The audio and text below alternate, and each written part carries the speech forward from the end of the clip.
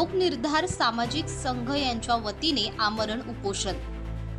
बहुजन लोकनिर्धार सामाजिक संघ संस्थापक अध्यक्ष राकेश गायकवाड यांच्या वतीने चेंबूर नाका बस थांब्याला मातोश्री रमाबाई आंबेडकर प्रसूतिगृह असे नाव व मातोश्री रमाबाई आंबेडकर प्रसूतिगृहाच्या आवारात मातोश्री रमाबाई आंबेडकर यांचा पुतळा उभारण्यात यावा या मागणीवरून आमरण उपोषण करण्यात आले। सदर प्रसंगी बेस्ट समिती अध्यक्ष माजी नगरसेवक अनिल रामचंद्र पाटणकर, नगरसेविका मीनाक्षी अनिल पाटणकर, स्थानिक नगरसेविका आशाताई मराठे व सुभाष मराठे यांनी संबंधित अधिकाऱ्यांसोबत उपोषण स्थळी जाऊन भेट घेतली। संबंधित अधिकाऱ्यांशी चर्चा करून त्यांनी या दोन्ही गोष्टींतून लवकरात लवकर मार्ग काढून आपल्याला न्याय मिळवून देण्याचे आश्वासन दिले व उपोषण मागे घेण्यात आले। असेल तसं सांगा स्पष्ट। आता आमचा स्वामी विवेकानंद हे राष्ट्रपुरुष आहेत, त्यांना कोणत्याही प्रकारचा आक्षेप विरोध नाही। त्यांचा सन्मान केला ना तुम्ही, चौकाला नाव दिलं ना, बस स्टॉपला नाव दिलं ना, ते पण एक राष्ट्रपुरुष आहेत। त्यांचा जर इतिहास काढायला गेलं ना तर ते कुणाच्या व्यवस्थेविरोधामध्ये संघर्ष करतात हे आम्हाला चांगलं माहिती। ते बुद्ध अनुयायी होते, त्यांचं लिटरेचर मी वाचलेलं आहे, तेव्हा त्या इतिहास याच्यामध्ये मला जायचं नाही। परंतु त्याला सन्मान केला तर माझ्या आईचा पण सन्मान व्हावा, माझ्या आईचाच नव्हे समस्त भारतीयांचा सन्मान व्हावा, आईचा सन्मान व्हावा ही माझी तुम्हाला विनंती आहे। आणि यापुढे तुम्ही कराल, याच्यासाठी पाठपुरावा करतील, तुमच्या लेवलला पण मॅडम करणार आहेत, सर करणार आहेत, पण त्यांनी करावं। पण त्यांना सांगू इच्छितो, जर झालं नाही मॅडम तर मी स्वतः 13 एप्रिल रोजी आत्मदहन करणार आहे हे मी जाहीर करतो आणि थांबतो। जय भीम, जय शिवराय, जय रमाई, जय सावित्रीबाई फुले, बाबासाहेब आंबेडकरांचा, छत्रपती शिवाजी महाराजांचा।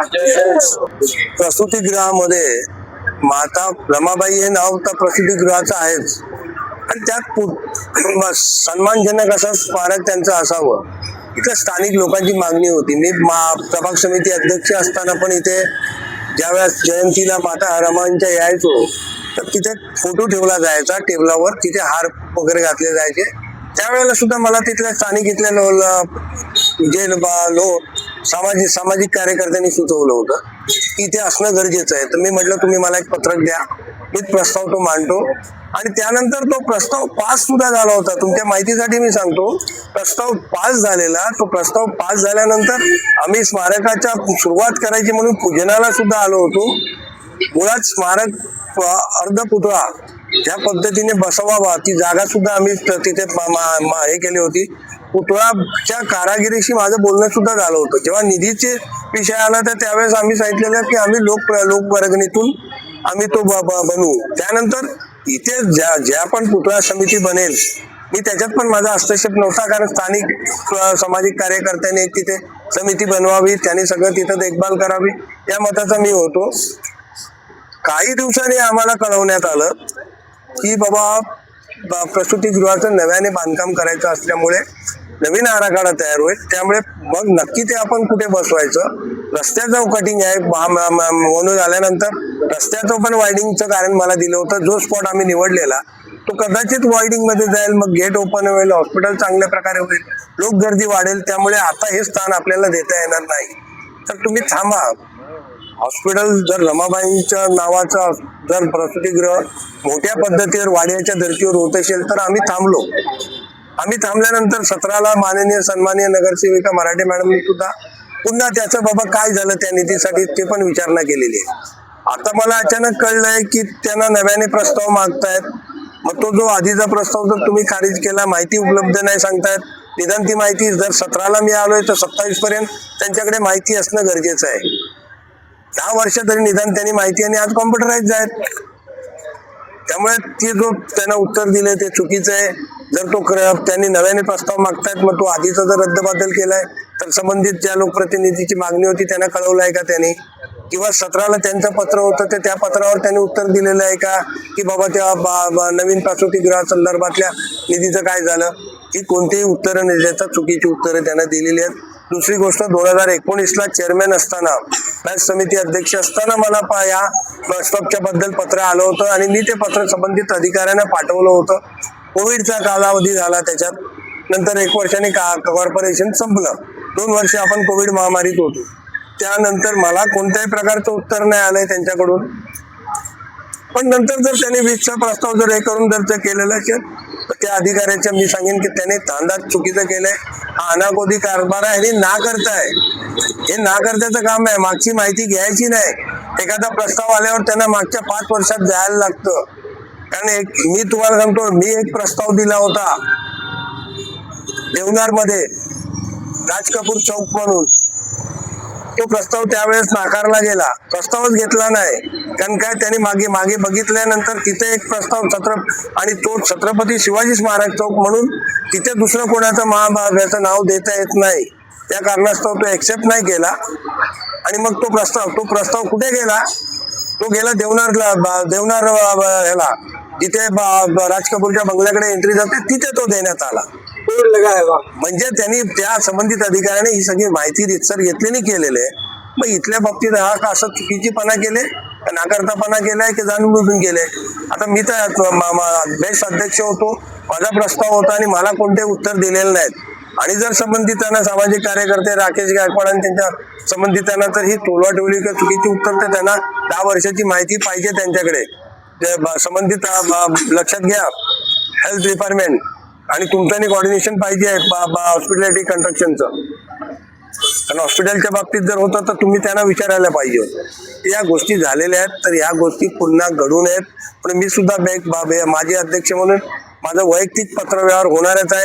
या चौकासंदर्भात पण, ह्या बेस्टी स्टॉपच्या संदर्भात पण आणि आतल्या स्मारकासंदर्भात सुद्धा मी त्यांना, कारण काय, मला ती उत्तरं मिळायला. पण नंतर जर त्यांनी 20चा प्रस्ताव जर हे करून जर ते केलेलं असेल तर त्या अधिकाऱ्याच्या मी सांगेन की त्याने धांदात चुकीचं केलंय. हा अनागोदी कारभार आहे आणि ना करताय. हे ना करत्याचं काम आहे. मागची माहिती घ्यायची नाही. एखादा प्रस्ताव आल्यावर त्यांना मागच्या 5 वर्षात जायला लागतं. कारण मी तुम्हाला सांगतो, मी एक प्रस्ताव दिला होता देवनार मध्ये, राज कपूर चौक म्हणून. तो प्रस्ताव त्यावेळेस नाकारला गेला. प्रस्तावच घेतला नाही. कारण काय, त्यांनी मागे बघितल्यानंतर तिथे एक प्रस्ताव आणि तो छत्रपती शिवाजी स्मारक चौक म्हणून, तिथे दुसरं कोणाचं महाभारताचं नाव देता येत नाही. त्या कारणास्तव तो एक्सेप्ट नाही केला. आणि मग तो प्रस्ताव कुठे गेला? तो गेला देवनार ह्याला, जिथे राज कपूरच्या बंगल्याकडे एंट्री जाते, तिथे तो देण्यात आला. म्हणजे त्यांनी त्या संबंधित अधिकाऱ्याने ही सगळी माहिती रितसर घेतलेली केलेली आहे. मग इथल्या बाबतीत हा असं चुकीचीपणा केले, नाकर्तापणा केलाय की जाणून बुजून केले. आता मी तर बेस्ट अध्यक्ष होतो, माझा प्रस्ताव होता आणि मला कोणते उत्तर दिलेले नाहीत. आणि जर संबंधितांना, सामाजिक कार्यकर्ते राकेश गायकवाड आणि त्यांच्या संबंधितांना तर ही टोलवाटोली किंवा चुकीची उत्तर, तर त्यांना 10 वर्षाची माहिती पाहिजे त्यांच्याकडे. संबंधित लक्षात घ्या, हेल्थ डिपार्टमेंट आणि तुमचं कोऑर्डिनेशन पाहिजे हॉस्पिटॅलिटी कंस्ट्रक्शनचं. कारण हॉस्पिटलच्या बाबतीत जर होतं तर तुम्ही त्यांना विचारायला पाहिजे होतं. या गोष्टी झालेल्या आहेत, तर ह्या गोष्टी पुन्हा घडू नयेत. पण मी सुद्धा माजी अध्यक्ष म्हणून माझं वैयक्तिक पत्रव्यवहार होणारच आहे. या चौकासंदर्भात पण, ह्या बेस्टी स्टॉपच्या संदर्भात पण आणि आतल्या स्मारकासंदर्भात सुद्धा मी त्यांना, कारण काय, मला ती उत्तरं मिळायला पाहिजे होती मुळात. तर ती उत्तरं मला सुद्धा मिळाली नाही. मी विनंती करीन, मी संबंधित नगरसेविका आशाताई मराठे, आता मी पाठपुरा करत होतो म्हणून मला त्यांनी आमंत्रित केलं. त्यामुळे मी स्थानिक नगरसेविका, तिथल्या 553 मीनाक्षी पाटणकर, अशा आम्ही एकत्रित आलो. सुभाषजी मराठी आहेत, रवी गायकवाड आहेत, संबंधित अधिकारी सुद्धा जाधव म्हणून इथे सहाय्यक आयुक्ताच्या वतीने तुम्ही आलेले. तुम्हाला बोलत असाल तर बोला, नाही तर मी तुमच्या वतीने आपण एक अधिकाऱ्यांना पण बोलायला द्यायचं. विनोद कदम, तुम्ही हेल्थच्या माध्यमातून आले, पण स्वच्छता निरीक्षका कदम जे आलेत, गायकवाड BSCच्या वतीने आलेले आहेत, जे DM आहेत देवनारला, ज्यांच्या अखत्यारीत हे येत आहे. त्यामुळे मी यांच्या वतीने मी राकेशला विनंती करीन, मी म्हणणार नाही तू आजच उठून मोकळा हो, तुम्ही स्थगिती करा आणि ह्या विषयावर आपण पाठपुरावा करू. तुम्हाला काय आज ते बघा, 3 पिढ्यांनी भोगलेलं, पुढच्या पिढ्यांनी कोणत्याच, आम्ही सुद्धा संविधानाला मानणारे आहोत. आम्ही जे आहोत ते सगळे आज संविधान म्हणूनच, आज माझी पत्नी OBC मधून जे निवडून आले, संविधानाचा अधिकार मिळाले. आज आशाताई निवडून येतात, म्हणजे संविधानाला मानणारे आम्ही आहोत, ही चौकडी. त्यामुळे मी सांगेन की बाबा, तुम्ही आज स्थगित करा, आम्ही तुमच्या बरोबर आहोत. आणि पुढे जे काय त्याने घोषणा केल्यात, देव करो किंवा संविधानाच्या बाबासाहेबांच्या घटनेनुसार मी सांगेन की तुम्हाला ती परिस्थिती येणार नाही. आम्ही तुमच्या बरोबरीने आहोत. त्यामुळे ह्याला वाचा फोडायचं काम आम्ही करणारच आहोत. फक्त मी आज प्रशासनाला विनंती करीन, काही ते तर नाहीत पण त्यांच्याशी चर्चा करून आम्ही लोक इथे आलेलो आहोत. तुम्हाला मी सांगेन की कल करायचो आज करायचो अभि, आता तुम्ही चालू करा तिथे त्या याचं नाव द्यायला. कोणी विषय जसा हॉस्पिटलचा विषय आहे तर त्यांनी त्याला मान्यता दिली आहे की प्रशासनाकडून तो सुद्धा आम्ही पाठपुरावा करू. स्थानिक नगरसेवका फर्स्ट रेफरन्स त्यांना आहेत, त्यांनी पाठपुरावा केलेला आहे पत्र देऊन. माझं सुद्धा आमचं सुद्धा स्थानिक नगरसेवकेचं पत्र जाईल. त्यामुळे त्याला आम्ही वाचा फोडू. आणि मी तुम्हाला आजच सांगतो, हॉस्पिटॅलिटीने त्यांचं काम करावं, आम्हाला जागा दाखवावी उद्याच. जर फंडातून जर हॉस्पिटल होत नसेल तर तुम्ही आम्हाला उद्या जागा दाखवा. आम्ही एक छोटासा आमच्या परीने जो पण आहे करू. नंतर स्मारक मोठं होईल तेव्हा होईल. आमची आशाताई आणि आम्ही तो हे करू. जर आम्हाला प्रशासनाने मान्यता दिली तर आम्ही तिथे आतमध्ये एखाद्या व्यवस्थित जिथे आम्ही पूजा करायचो तिथे सुद्धा आम्ही चांगल्या प्रकारे तिथे स्मारक उभे करू आणि लोकवर्गणीतून आम्ही करू. कारण आमची तयारी आहे, तेव्हा सुद्धा होती, आज पण आहे. आम्ही तयारी आमच्यापासून मागे नाही हटलोय, प्रशासनाने मागे हटलेलं आहे की डेव्हलपमेंटच्या नावाखाली. त्यामुळे हे दोन्ही विषयाला आम्ही तुमच्या बरोबर आहोत. तरी पण मी आज सांगेन की आज तुम्ही हे घेऊन, काल आमदार आले होते ते पण तुम्हाला सांगत होते, आज आम्ही लोकप्रतिनिधीमधून आलोय, त्यांना सुद्धा सांगा की ह्या गोष्टीसाठी हे केलेलं आहे. भविष्यात त्याने आपण एकत्र लढाई लढू. मी खासदारांना सुद्धा वानेन, या लढाईत आम्ही खासदारांना सुद्धा सांगून तुम्ही लक्ष द्या म्हणून. पण महापालिका आणि बेड्सचे विषय आहेत, त्यामुळे नगरसेवक तुमच्या बरोबरीने आहेत. उद्या शिगवणला लागला तर माधव शिगवणला बोलू, चेंबूरचे सगळे नगरसेवक तुमच्या पाठी असतील. त्यामुळे तुम्ही आज याला स्थगिती द्या. भविष्यात या निर्णयासाठी, या लढाईसाठी आपण एकत्र आहोत. यात नाही, अशा ज्या काही लढाई असतील तुम्ही आम्हाला बोलवा, आम्ही तुमच्या बरोबर आहेत. लोककल्याणाच्या लढाया, सामाजिक लढाईसाठी आम्ही लोकप्रतिनिधी, मी माझे असलो तरी मी जबाबदारी झटकत नाहीये. आणि आज नगरसेविका मीनाक्षी पाटणकर आहे, त्यामुळे ती अर्धी जबाबदारी आमची येते. आशाताई मराठे तर आम्ही ताई, मग आमचं ते महापालिकेत आमचं मागचं काम आम्ही एकत्रितच करत होतो. पक्ष राहतात बाजूला आहे. लोकप्रतिनिधी जेव्हा समस्या असते ती प्रत्येक लोकप्रतिनिधी असते. आम्ही तुमच्या बरोबरीने आहोत. म्हणून मी आज तुम्हाला, आशाताई मराठे तुम्हाला करतीलच विनंती, मी त्या दोघांच्या वतीने मी सुद्धा आज तुम्हाला विनंती करतो. आणि प्रशासनाच्या वतीने तुम्हाला सक्त ताकीद देतोय आम्ही की ही कामं झालेली पाहिजेत. गायकवाड साहेब, तुम्ही मान हळवताना त्यांना दिसू दे यस सर म्हणून. कारण एक जीएम म्हणून माझा अपमान झालेला आहे, चेअरमॅन म्हणून त्या प्रस्तावावर. मी माझ्या पद्धतीने मी लागणार कामाला. मला आता भाऊने सांगितलं की आम्ही आत्मदहन करू 13 एप्रिलला, पण ही वेळच येऊन द्यायला नव्हती. हे प्रशासनाचं काम होतं. ज्या वेळेस प्रशासनाने त्यांनी इथलं संविधानाने ज्यांनी आपल्याला दिलेलं आहे आणि त्या संविधानावर चालून त्यांनी एवढा त्यांच्याकडे पत्र व्यवहार आहेत. पाटणकर साहेब माझे नगरसेवक आहेत, आता सुद्धा आम्ही आमच्या बरोबर आहे. मीनाक्षीताई आमच्या बरोबर आहे आणि मी स्वतः इथे. कारण जो यांनी एवढा पत्र व्यवहार केल्याच्या नंतर प्रशासकांनी काय काम केलं ह्याचं उत्तर त्यांच्याकडे नाहीये. कारण ज्या वेळेस माझा 2017चा प्रस्ताव आहे, मी अजूनही त्याच्यावर काम करते. कारण मला माहितीये माझ्या इथच्या माता भगिनी जर एखादीचं सिझरिंग करायचं झालं तर त्यांना एकतर केम हॉस्पिटलला पाठवणार, सायनला पाठवणार किंवा राजावाडीला पाठवणार.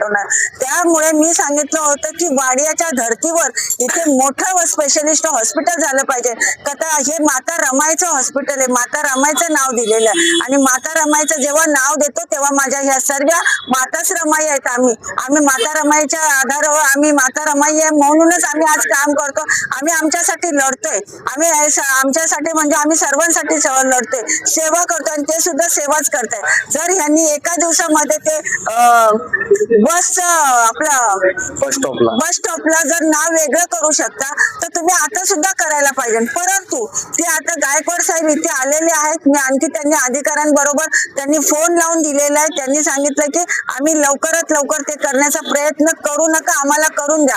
जर 13 एप्रिल आली, जर का इथे काही घडलं तर ह्याचे जबाबदार प्रशासक राहणार आहे. हे त्यांनी आताहीच आम्ही त्यांना सांगतोय की प्रशासक हे राहणार आहे. आम्ही लोकप्रतिनिधी म्हणून आम्ही नेहमी त्यांच्या बरोबर आहे, आम्ही त्यांच्या बरोबर उतरलेलो आहोत. परंतु जर ह्यांनी केलं नाही तर आम्ही त्यांच्यावर काय करू हे त्यांना कळेल त्या दिवशी. 13 एप्रिलला ती तारीख येण्याच्या अगोदर ती त्या भाऊवर आपली वेळ येऊन देऊ नका, एवढंच तुम्हाला सांगेल.